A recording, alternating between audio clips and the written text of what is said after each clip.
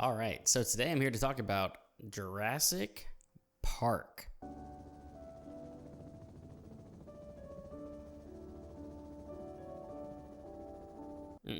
Not that one. I'm talking about the one that ends more like this. Eagle 1, Fox 3.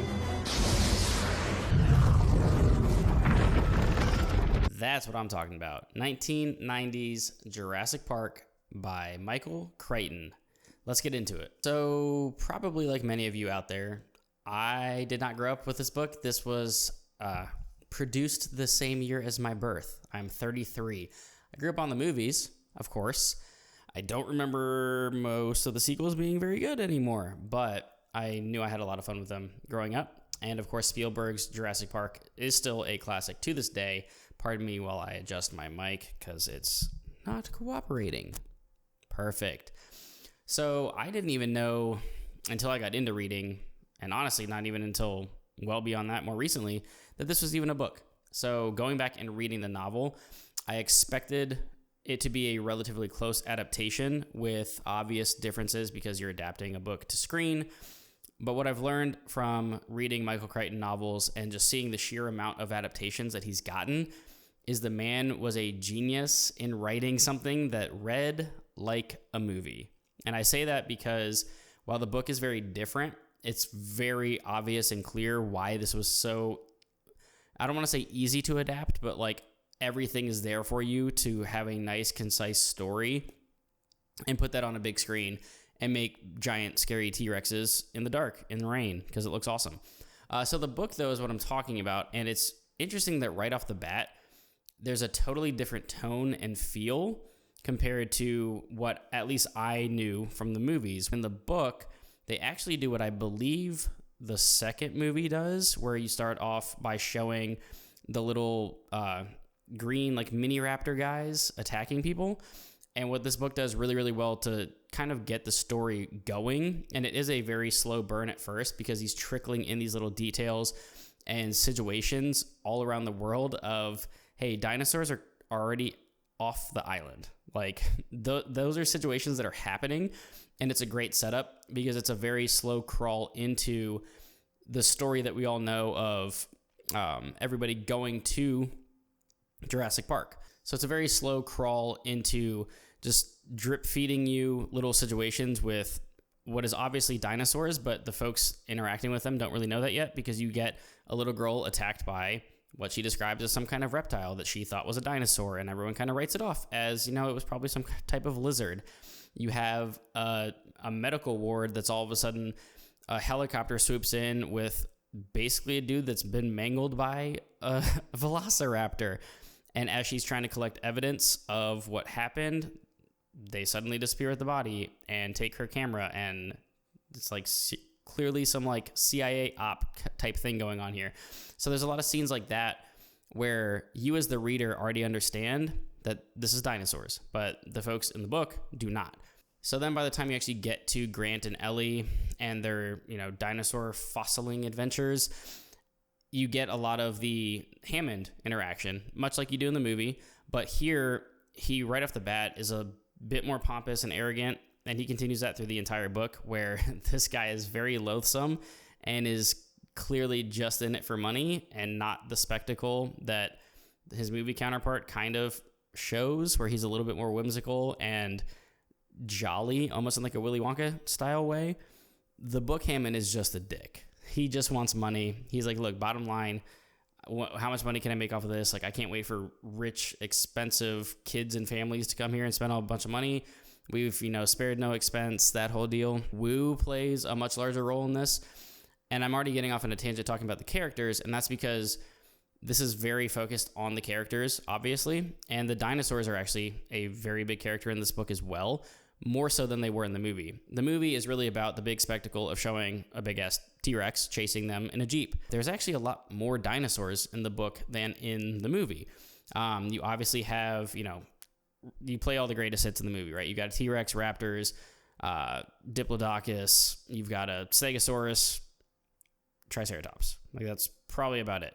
And then the little, like, neck guy that shoots poison. But in the book, you get that plus a lot more, and you get a lot of nuances with those dinosaurs, and they seem a little bit more intelligent, and they attack systematically. And when shit goes sideways in the book, eventually, you know, the part that we all know and love, it's very violent. So of course you have a lot of the main plot build up when Grant and Ellie and Malcolm and everybody gets to the island, and immediately right off the bat are noticing various things visibly that seem a little off. And Crichton does a great job of building a scene here. You know, they're basically put up in their hotel room, and they're noticing things like, there's bars on the window. Those fences are way higher than they should be. They're reinforced with steel. They're seemingly electrical. What's going on here? This place is built like a fortress, not a zoo. So, you know, tips kind of setting you off of, this is not an ordinary zoo, folks.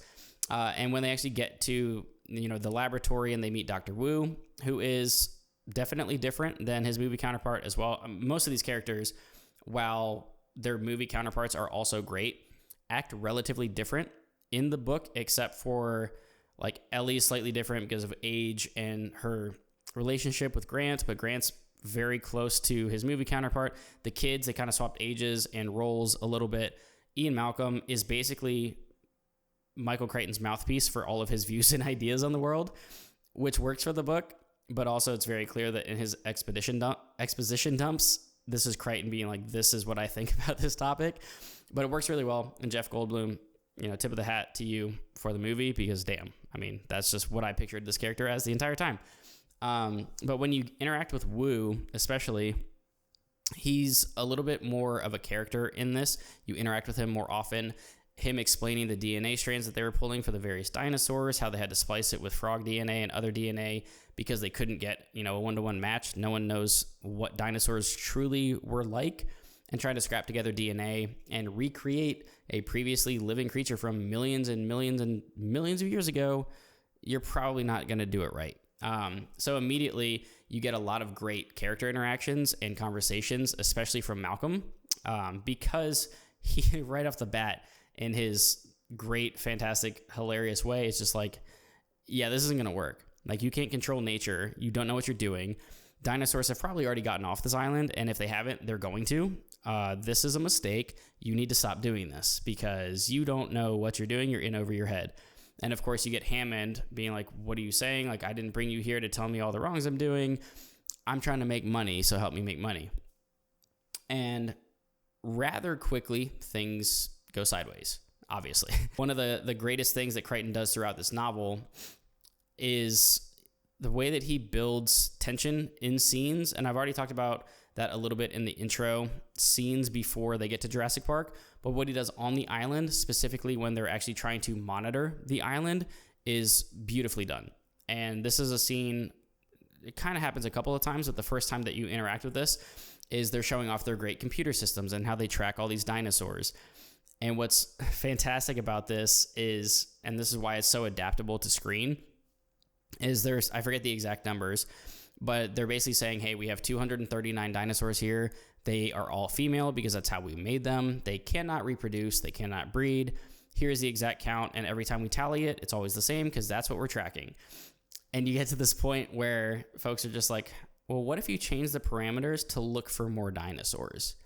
And they're like, why would we do that? They can't breed. This is the amount that we have.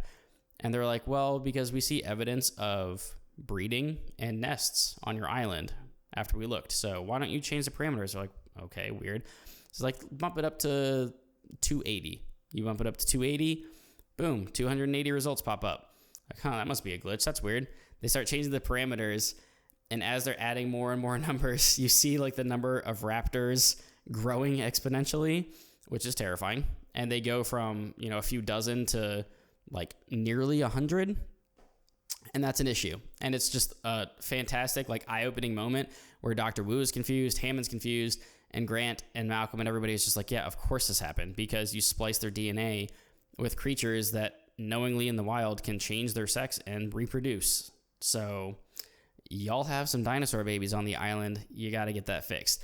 And he does this brilliantly throughout the novel, whether it be the boat scene that's leaving the island, whether you're dealing with Gendry, or whether you're dealing with Nedry, who's trying to, make a quick buck himself and steal dinosaur DNA and get it off the island. The entire middle section of this, where everybody knows like the power gets tripped and the power goes out on the island, again, thanks Nedry, and dinosaurs get loose, they start to intermingle. And this is where Crichton actually does a brilliant job of splicing in some horror to this book, because not only one of the introductory scenes that I spoke about briefly, where a nurse is all of a sudden dealing with a mangled corpse that clearly was torn apart by a velociraptor, it's pretty detailed. And Crichton does that throughout this novel. When there are dinosaur kills, of which there are many throughout, not every character makes it through this, it's pretty violent. I mean, you have people getting eaten alive, you got intestines being torn out of people, people dragged basically off camera and then destroyed. Crichton just does a great job of adding in that extra level of terror and horror into the story, because that makes sense. Like, you're in a zoo full of live dinosaurs and no one knows how to control them. They're mostly violent, and you have a bunch of rich scientists and entrepreneurs that think they can control nature, and they can't. And they clearly cut expenses and cost around security and the ability to put any of these things down, as they show wonderfully when they try to deal with a T-Rex that's stomping around the island. So it's wonderfully written. The dialogue is obviously prevalent here because they're telling the story. I mean, it's a lot of character interactions, one-on-one group discussions and debates about what the hell is happening, how you're going to deal with this. You get a ton of intensity and urgency in the later half of the novel when they're trying to figure out, how do we get off the island? How do we shut this down? How do we do this without killing all the dinosaurs? And like I said in the intro, it ends a little bit different than the movie, but it's a great snapshot into the mind of Michael Crichton and the kind of stuff that he was creating. The man can write. He's very good at character work. He's good at writing a tight plot and narrative. It's obvious to me why Crichton was constantly being tapped for adaptation, because his books and the way that they're written and the characters and the stories are also realized, and the plots are tight, that it makes a perfect adaptable material to movie or TV show. So, I mean, Sphere, this, Andromeda Strain, whatever else has been adapted of his, like, I get it. There is one character that I could not stand, and this is just because the way that this character was written. Jesus, could you have possibly made Lex more insufferable? I mean, I get it. It's a little kid, but damn, this child could not shut up about being hungry, which I get it. It's realistic. If there was a situation like this and you're dealing with a child, they're probably going to be complaining about being tired and hungry the whole time. But man, that kid got on my nerves. There is, of course, one follow-up novel, The Lost World, which I don't know what the fuck Hollywood decided to do with that movie and beyond, where they just, who knows? They just went off and did their own thing and made it real weird. But yeah, high recommend. 5 out of 5 stars. Fantastic science fiction novel. I mean, dinosaurs are already cool, so having a realized world with them in it goes about how you would expect. The characters were well written. The plot was exhilarating and fun to follow. There was a good element of horror mixed with tension, mixed with uplifting moments, and an awful lot of science thrown in. Because if you've read a Crichton novel, you know he loves to talk about his science, whether it deals directly with the plot or not.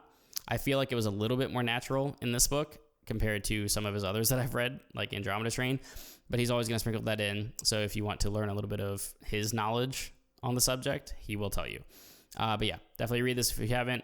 It's fantastic. Of course, the original movie is a great classic as well, but I think I like the book better. I really do. There's a lot of scenes that didn't make it on screen that I think would have been awesome to see.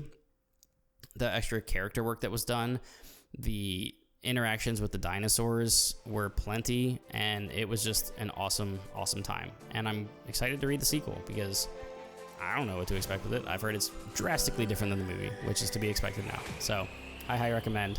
Until next time, guys.